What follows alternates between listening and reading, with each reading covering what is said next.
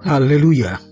Selamat jumpa dalam program Doa Pagi GPDI Budi Mulia. Pagi ini kita akan diberkati lagi dengan berita kebenaran, yaitu firman Allah. Sebelumnya mari kita berdoa. Kami datang kepadamu, Allah yang kami panggil di dalam nama Tuhan Yesus Kristus. Kami mengucap syukur Tuhan berikan kami lagi kekuatan, kesehatan, dan pagi ini kami akan mendengarkan berita kebenaran dari firman Tuhan. Berkati kami dan kuduskan kami, layakkan kami, biar firman Tuhan menjadi kekuatan, menjadi berkat bagi kami sekalian. Kami serahkan semuanya ke dalam tangan Tuhan, di dalam nama Tuhan Yesus Kristus. Haleluya. Amin. Puji Tuhan, Bapak, Ibu, Saudara sekalian. Saya akan bacakan ayat yang terdapat di dalam Injil Markus pasal 1 ayat yang ke-14. Markus 1 ayat yang ke-14. Setelah Yohanes Pembaptis ditangkap, datanglah Yesus di Galilea memberitakan Injil Allah. Ayat 15 katanya, waktunya telah genap, kerajaan Allah sudah dekat. Bertobatlah dan percayalah kepada Injil. Bapak, Ibu, Saudara, ini merupakan awal dari pelayanan Yesus ketika dia sudah berusia 30 tahun. Ada orang yang beranggapan bahwa Yesus sudah cukup tua baru melayani Tuhan 30 tahun. Tetapi menurut Tuhan, waktu Tuhan itu adalah waktu yang paling tepat. Saudara, ketika Yesus mendengar bahwa Yohanes Pembaptis telah ditangkap, Yesus menyingkir ke Galilea. Di Galilea dia akan bersaksi, dia akan mengajar orang-orang tentang Injil. Dan di dalam Injil Markus ini ditulis oleh Markus sendiri tahun 55 sampai 65 Masehi. Dan kita tahu Injil Markus merupakan Injil yang paling singkat dari kitab Injil yang lain. Dan dalam Injil Markus, Markus memperkenalkan Yesus sebagai putra Allah, sebagai Mesias, hamba yang menderita. Pada waktu itu orang-orang percaya diperlakukan secara kejam, secara jahat. Ada yang disiksa dengan kejam dan bahkan ada yang mati dibunuh. Dan Yesus menyingkir ke Galilea bukan karena dia takut mati, dia takut ditangkap seperti Yohanes Pembaptis, tidak. Dia menyingkir ke Galilea. Di sana ia memberitakan Injil. Sebelumnya dia mampir ke Nazaret. Tetapi penduduk Nazaret yang sudah kenal Yesus, karena Nazaret adalah kampung halaman Yesus, di mana Yesus dibesarkan di sana. Kemudian mereka tahu Yesus sudah membuat begitu banyak mujizat, tanda-tanda heran. Mereka dengar begitu banyak perkara-perkara ajaib yang Yesus lakukan.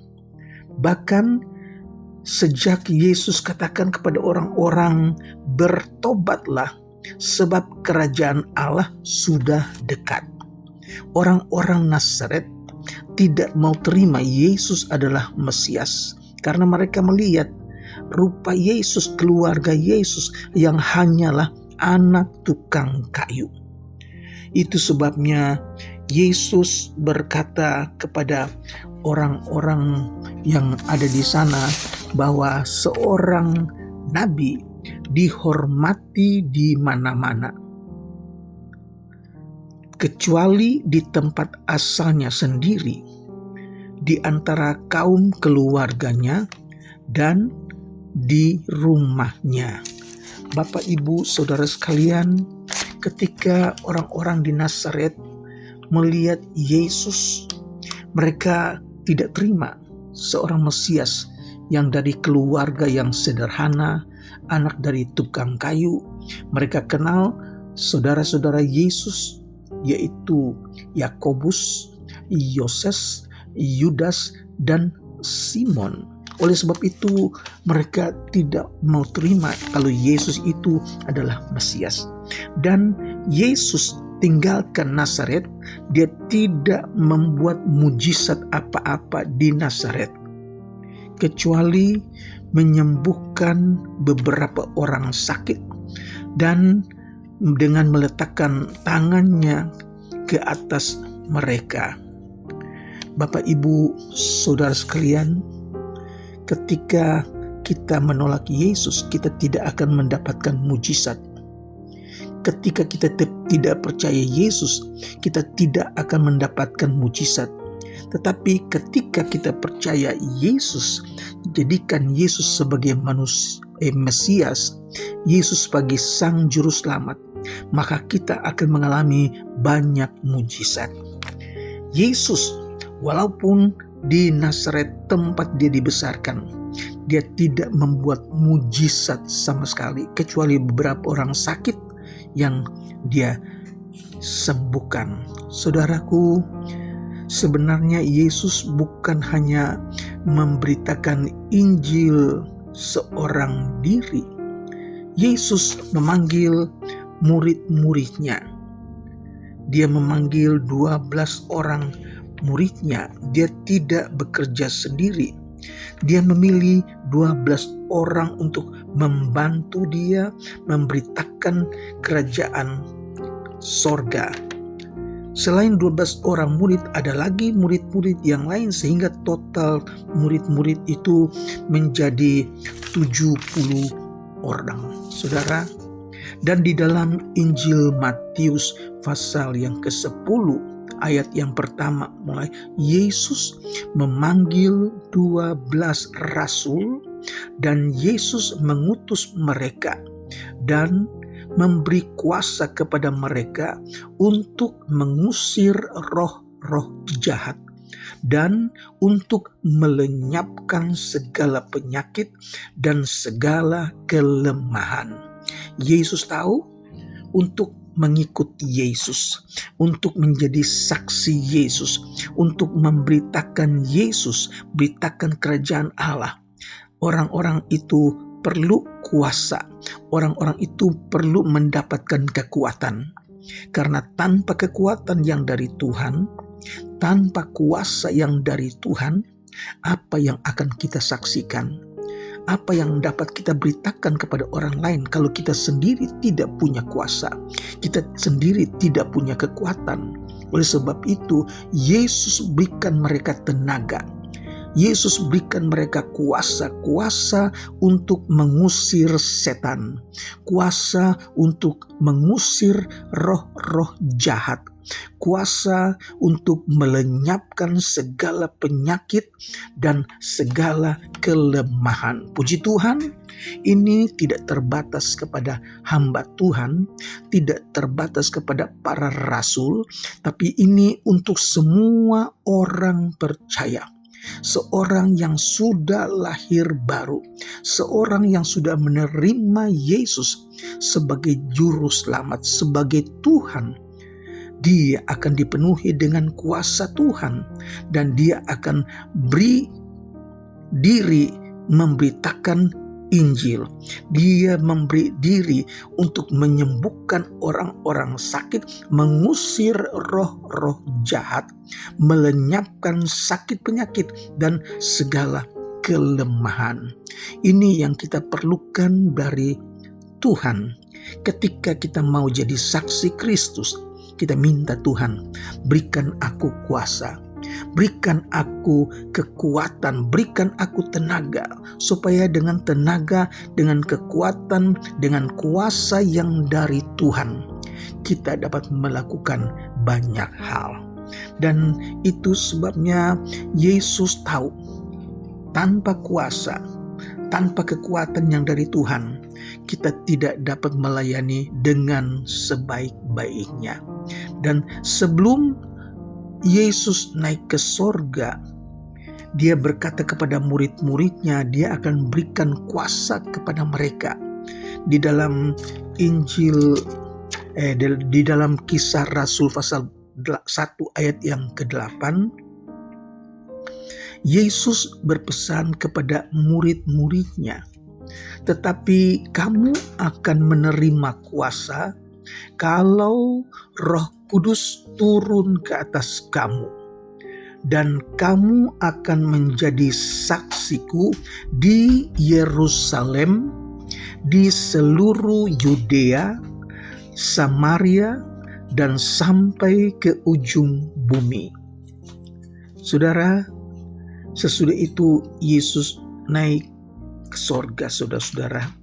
Dan dengan kuasa yang dari Tuhan, kita dapat melihat pekerjaan Tuhan dapat berkembang dengan begitu luar biasa. Dengan kuasa yang dari Tuhan, Petrus berkhotbah, 3.000 orang percaya minta dibaptis, dan tiap hari dikatakan setiap hari banyak orang yang percaya kepada Injil. Injil itu terus berkembang. Karena siapa? Bukan karena murid-muridnya, tetapi Tuhan. Karena kuasa Tuhan menyertai murid-murid Tuhan. Kuasa Tuhan juga menyertai Bapak, Ibu, Saudara, bahkan kita sekalian. Kalau kita percaya kepada Yesus dengan sungguh-sungguh, kita minta Tuhan lengkapi aku dengan kuasa-Mu, maka kita pun dapat bekerja dengan hal yang luar biasa. Puji Tuhan, saudara. Bahkan dalam Injil Matius pasal 28 ayat 19 yang menjadi perintah agung dari Tuhan Yesus sebelum dia naik ke sorga, Tuhan Yesus katakan, karena itu pergilah, jadikanlah semua bangsa muridku, dan baptislah mereka dalam nama Bapa dan Anak dan Roh Kudus, dan ajarilah mereka melakukan segala sesuatu yang telah kuperintahkan kepadamu, dan ketahuilah aku menyertai kamu senantiasa sampai kepada akhir zaman. Puji Tuhan, dan sampai sekarang ini kita lihat Injil, pekabaran firman Tuhan, berita tentang kerajaan sorga diberitakan sampai ke ujung bumi. Karena sesudah itu nanti Tuhan akan datang kembali. Puji Tuhan, Tuhan kiranya memberkati Bapak, Ibu, Saudara sekalian. Tuhan lengkapi Bapak, Ibu, Saudara dengan kuat kuasa, dengan tenaga, dengan kekuatan yang dari Tuhan. Sehingga kita pun dapat bersaksi. Beritakan Injil, beritakan Yesus, beritakan kerajaan sorga sudah dekat. Bertobatlah, dan biar pelayanan Bapak, Ibu, Saudara menjadi pelayanan yang diberkati. Puji Tuhan, mari kita berdoa. Kami mengucap syukur buat firman yang datang kepada kami pagi hari ini, yang mendorong kami bukan menjadi seorang yang menonton, bukan menjadi murid Tuhan yang melihat saja, tetapi menjadikan kami saksi Kristus, memberitakan Injil, beritakan Yesus, beritakan sorga. Terima kasih Tuhan, kiranya memberkati Bapak, Ibu, Saudara. Berita firman Tuhan telah ditaburkan, dan biar hati kita terbuka untuk firman Tuhan. Berkati kami ya Bapak, memberkati mereka yang sedang sakit, yang dirawat di rumah sakit, mereka yang dalam terbaring lemah di rumah. Tuhan datang dengan kuat kuasa-Mu. Sembuhkan mereka di dalam nama Yesus. Kuatkan mereka. Mereka yang tidak punya pengharapan, Tuhan berikan pengharapan. Mereka yang dalam pergumulan, Tuhan berikan kemenangan. Mereka yang belum bekerja, kami berdoa dalam nama Yesus, Kuasa Tuhan menyertai mereka. Mereka dapat bekerja kembali, anak-anak sekolah. Cukupkan keperluan mereka, orang tua, suami istri. Tuhan berkati, tambahkan rejeki, kuatkan mereka, pulihkan mereka yang dalam keadaan lemah Tuhan. Kami akhiri doa pagi ini dengan mengucap syukur, kiranya Tuhan berkenan pakai kami menjadi alat-Mu. Di dalam nama Tuhan Yesus Kristus. Haleluya. Amin.